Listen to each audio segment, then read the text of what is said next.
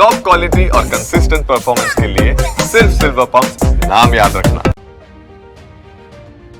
નમસ્કાર, આપ જોઈ રહ્યા છો TV9। હું છું હાર્દિક મોદી। સમાચારોની શરૂઆત કરીશું જ્યાં અમદાવાદમાં હવે પનીર બાદ નકલી ઘી પણ ઝડપાયું છે।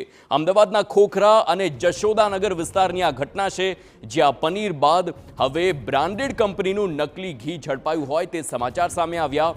એએમસીની ફૂડ વિભાગે દરોડા પાડ્યા અને આ નકલી ઘી ઝડપી પાડ્યું છે। અમદાવાદના ખોખરા વિસ્તારમાં નકલી ઘી વેચતો વેપારી ઝડપાયો છે। બ્રાન્ડેડ ઘીના નામે તે નકલી લોગો બનાવી ઘી વેચતો હતો।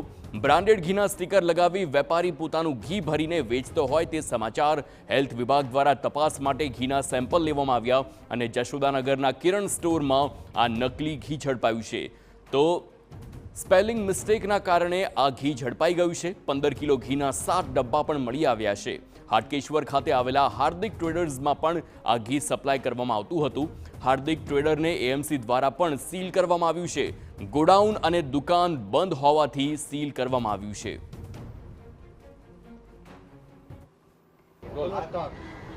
ઓછી મહેનતે વધુ નફો કમાવાની લાલસાએ અનેક વેપારીઓ ભેળસેળ કરતા હોય છે। આવા જ એક વેપારી અમૂલ બ્રાન્ડનો ઉપયોગ કરી અને પોતાનું ઘી વેચતા હોવાનું સામે આવ્યું છે।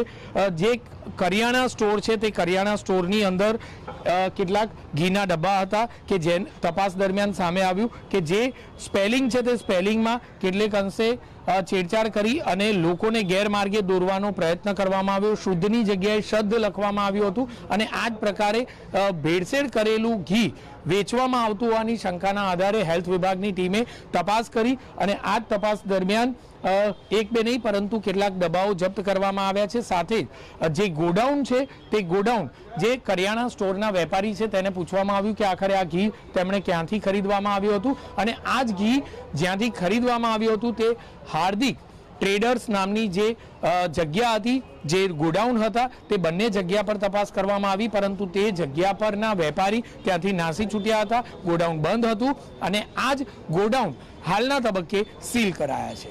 કેમેરામેન તૌસિક મલિક સાથે જિગ્નેશ પટેલ, TV9।